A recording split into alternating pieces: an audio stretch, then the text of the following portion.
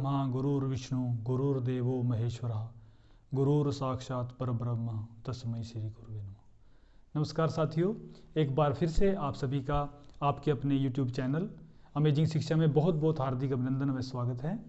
साथियों, जैसा कि हम एक कारक जो विषय है ना हिंदी व्याकरण का, उसको हम पढ़ रहे हैं। इसकी एक कक्षा हम पहले कर चुके हैं जिसमें हमने कारक कितने हैं, उनके चिन्ह कौन कौन से होते हैं, उनके उदाहरण समझे। कर्ता कारक हम किसे कहते हैं, कर्म कारक किसे कहते हैं और कर्ण कारक किसे कहते हैं। ये हम 3 कारक कर चुके हैं। आज जो हम बात करेंगे वो जो अगले जो हमारे कारक है ना 4, 5, 6, 7 और 8, उनकी बात करते हैं। जो चौथा कारक है हमारा वो कौन सा है?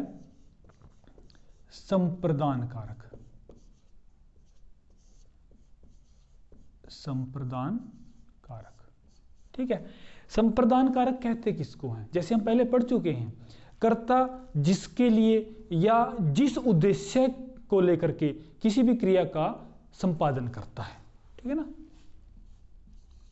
कर्ता जिसके लिए, ये कह लीजिए हम सामान्य रूप से सरल तरीके से लिख देते हैं, कर्ता जिसके लिए क्रिया का संपादन करता है।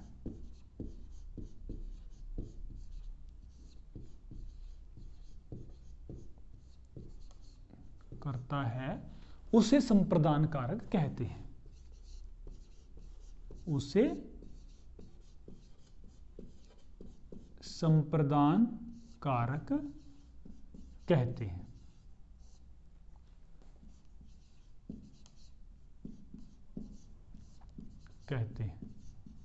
देखिए, जिसके लिए भी वो काम करेगा वो क्या होगा?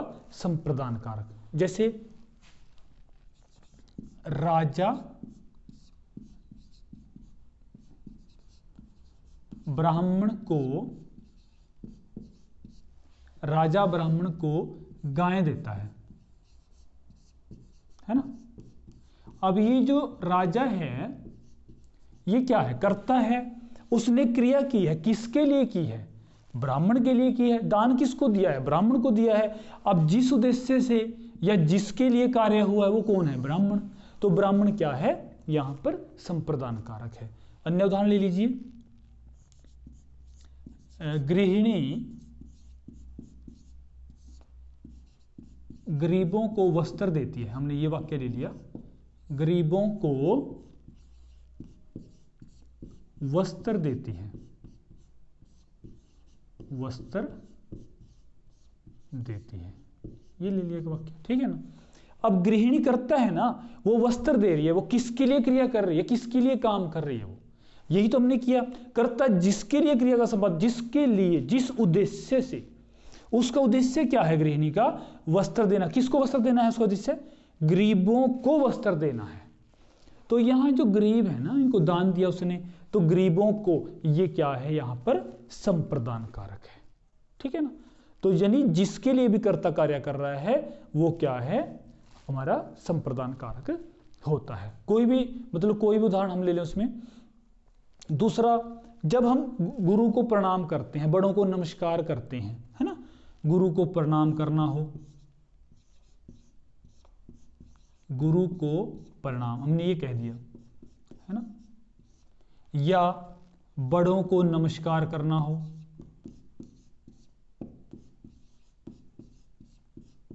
नमस्कार करना हो, यहां पर भी क्या होता है? यहां भी संप्रदान कारक होता है, ठीक है ना। जैसे गुरु को प्रणाम, हमने ये कह दिया, गुरु को प्रणाम। प्रणाम किसको किया? गुरु को। तो गुरु क्या है? यहां पर संप्रदान है। यहां कर्म ना उसको मानने ना करता है, वो क्या है? यहां पर संप्रदान है। जब प्रणाम करने का भाव हो, नमस्ते करने का हो, बड़ों को नमस्कार करने का हो, वहां भी कौन सा कारक होता है? संप्रदान कारक होता है, ठीक है। तो ये जो पहचान है ये किस कारक की है? संप्रदान कारक की है, ठीक। इसके बाद जो अगला होगा वो होगा अपदान कारक, ठीक है। अपदान कारक क्या होता है ये समझे पहले तो।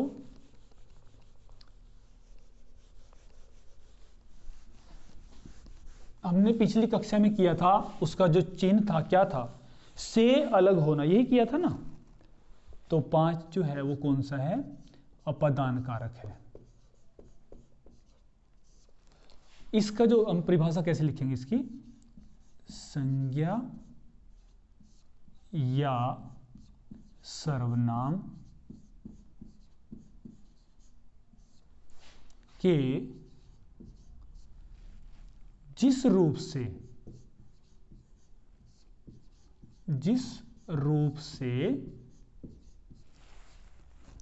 अलग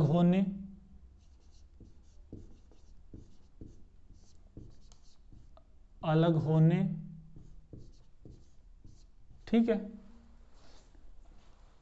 डरने,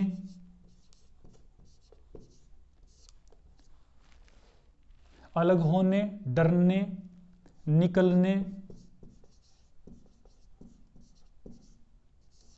या पढ़ाने आदि का भाव प्रकट हो,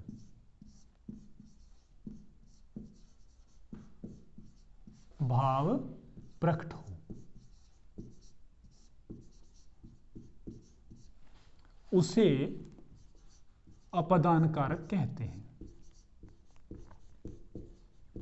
उसे अपादान कारक कहते हैं।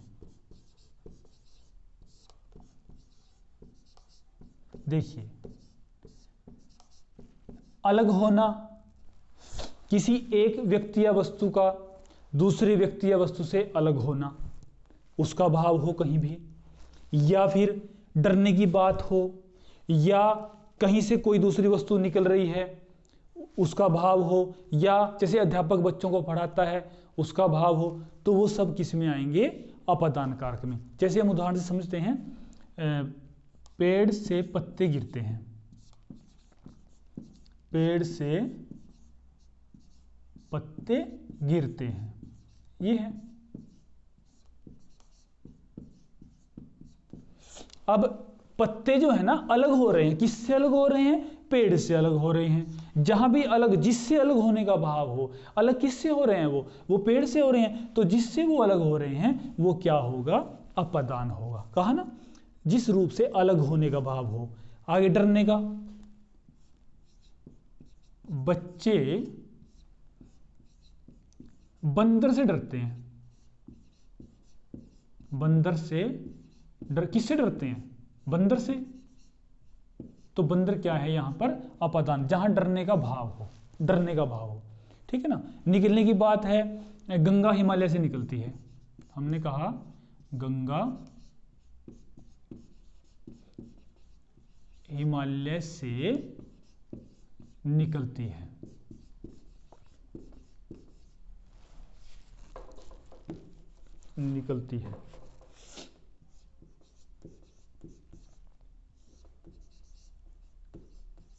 देखिए गंगा, देखिए यहां हमने क्या कहा, निकलने का भाव, कहीं से निकल रहा है, गंगा हिमालय से निकल रही है। कहां से निकलती है, हिमालय से। तो हिमालय जो है ना यहां पर क्या है, वो अपादान है, ठीक है। अध्यापक बच्चों को पढ़ाता है, ये कह लीजिए अध्यापक, या यूं कहिए आप, बच्चे अध्यापक से पढ़ते हैं, अध्यापक से पढ़ते हैं। अब पढ़ने का भाव है यहां पर, किससे पढ़ते हैं, वो अध्यापक से पढ़ते हैं। तो अध्यापक से ये क्या है यहां पर, अपादान कारक है, ठीक है। जहां पर जिस संज्ञा सर्वनाम जिस रूप से अलग होने का पता चले, डरने का, निकलने का या पढ़ने की बात हो, तो बच्चे किससे पढ़ते हैं, अध्यापक से पढ़ते हैं, ये सारी बातें हों, वहां पर कौन सा कारक होगा, अपादान कारक होता है, ठीक है। इसको आपने समझना है। स्क्रीनशॉट ले लीजिए आप साथ साथ और इसको लिखते चलें, ताकि कारक जो है ना बहुत अच्छे से आपको समझ में आ जाए, ठीक है। अगला जो कारक है वो है संबंध कारक।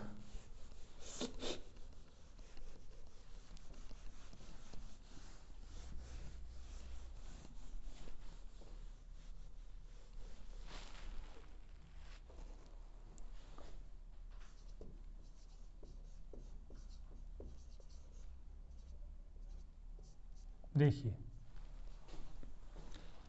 संबंध क्या होता है, संबंध का, के, की, यानी एक व्यक्ति या वस्तु का दूसरे व्यक्ति या वस्तु से जो संबंध बताता है उसे हम क्या कहेंगे, संबंध कारक कहेंगे। यहां लिख लेते हैं हम संज्ञा या सर्वनाम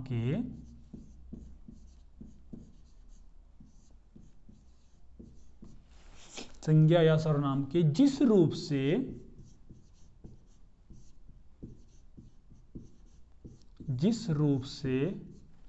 किसी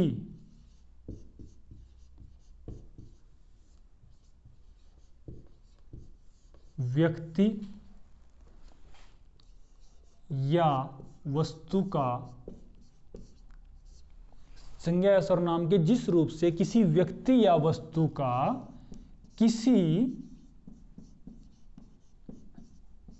अन्य व्यक्ति या वस्तु से संबंध प्रकट हो, संबंध का पता चलेगा यहां पर, ठीक है। व्यक्ति या वस्तु से संबंध प्रकट हो, उसे संबंध कारक कहते हैं, ठीक है जी, उसे संबंध कारक कहते हैं।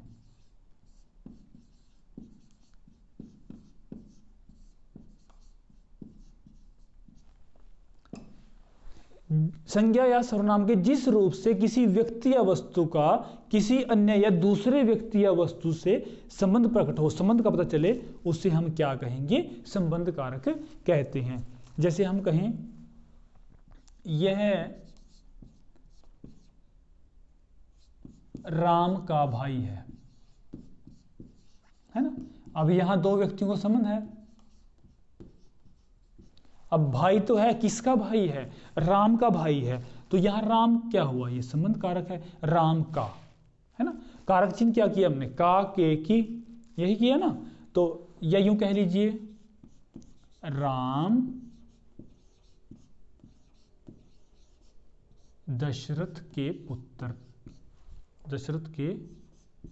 पुत्र थे, ये कह लीजिए, है ना, पुत्र थे। अब राम किसके पुत्र थे, दशरथ के, तो दशरथ क्या है यहां पर, संबंध कारक है ना। राम का जो संबंध है किससे है, दशरथ से है। किसके पुत्र थे, दशरथ के, का, के, की, जहां पर ये लगा होता है वो क्या होते हैं, हमारा संबंध कारक होता है, ठीक है ना। इसके बाद हम बात करेंगे अधिकरण कारक की। अधिकरण कारक क्या होता है,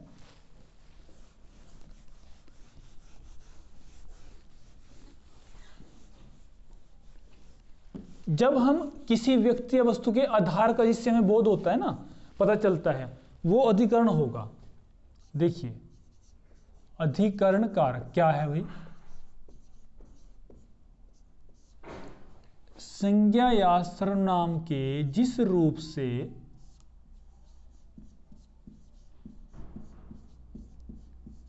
संज्ञा या सर्वनाम के जिस रूप से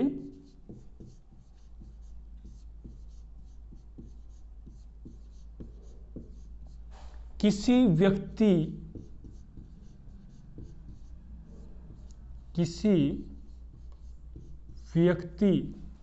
या वस्तु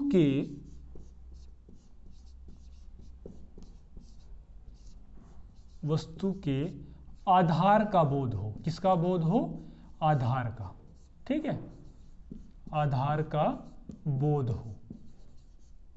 किसी ना किसी व्यक्ति का, वस्तु का कोई आधार तो होता है जिसके ऊपर टिकी होती है, तो वही क्या होगा, अधिकरण कारक होता है। वस्तु के आधार का बोध हो, उसे अधिकरण कारक कहते हैं।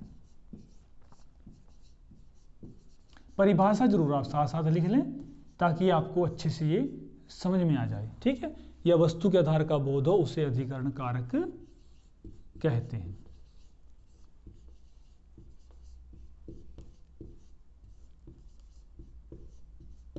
ठीक है।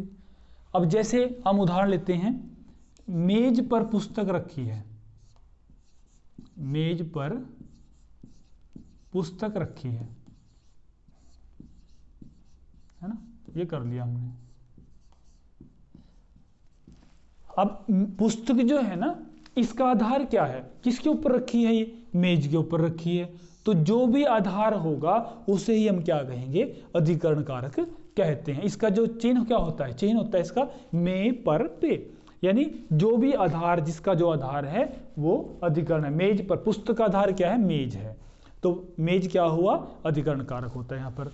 या हम एक अन्य उदाहरण लेते हैं कि बंदर पेड़ पर रहते हैं, ये कर लेते हैं हम, बंदर पेड़ पर रहते हैं, पेड़ पर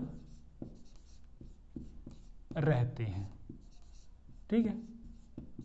अब कहाँ रहते हैं, पेड़ पर रहते हैं, तो बंदर का रहने का आधार क्या है, वो किसके ऊपर, कहाँ पर रहते हैं, पेड़ पर, वो आधार हुआ ना उनका, तो जो आधार है उसी हम क्या बोलते हैं, अधिकरण कारक, ठीक है ना। मान लीजिए ये लेखनी है मेरे पास और ये मेरे हाथ पर यहाँ रखी है, तो इसका आधार क्या है, हस्त है, मेरा हाथ है, तो ये जो हाथ है ना, इसका आधार है, इसे ही हम अधिकरण बोलेंगे। हाथ को क्या बोलते हैं, अधिकरण, यानी जिसके ऊपर वो टिका हुआ है, जो उसका आधार है, ठीक है ना। तो बंदर पेड़ पर रहते हैं, तो बंदर का आधार क्या है, पेड़, तो ये क्या हुआ, अधिकरण कारक हुआ, ठीक है ना। जिसके ऊपर कोई भी वस्तु व्यक्ति टिका हुआ होता है वो है अधिकरण कारक। अगला जो है अंतिम जो कारक है वो है संबोधन। संबोधन क्या होता है, जहां पर किसी को बुलाने का, है ना, संबोधित करने का ये भाव प्रकट हो। आठवां क्या है, संबोधन।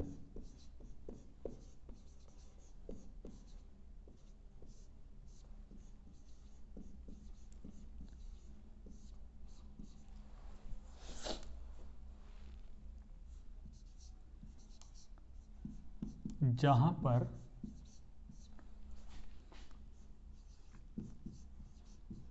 किसी को बुलाने का, ठीक है, प्रार्थना का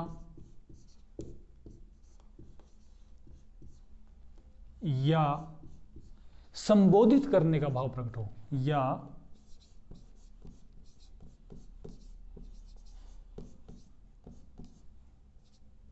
संबोधित,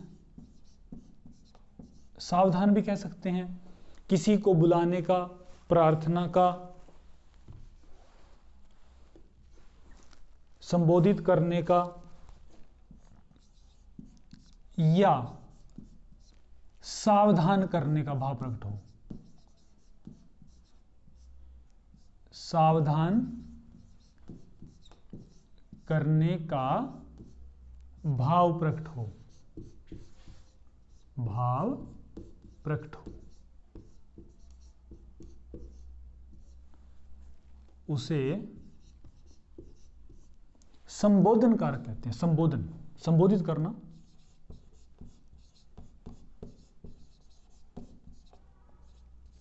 संबोधन कारक कहते हैं, ठीक है। इसको उदाहरण के माध्यम से समझते हैं।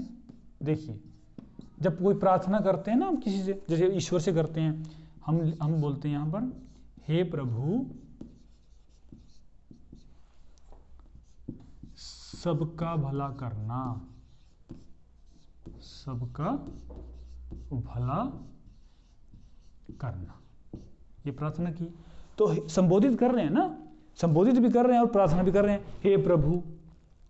या किसी को बुलाना, अरे, आवाज लगाना, अरे तुम क्या कर रहे हो, या सावधान करना कि बच्चों, जैसे एक अध्यापक ने कहा, बच्चों यह काम मत करो, सावधान कर रहे हैं उनको, यह काम मत करो, अरे तुम कहाँ जा रहे हो, हम कहते हैं एकदम किसी को बुलाते हैं, अरे तुम कहाँ जा रहे हो, तुम कहाँ जा रहे हो।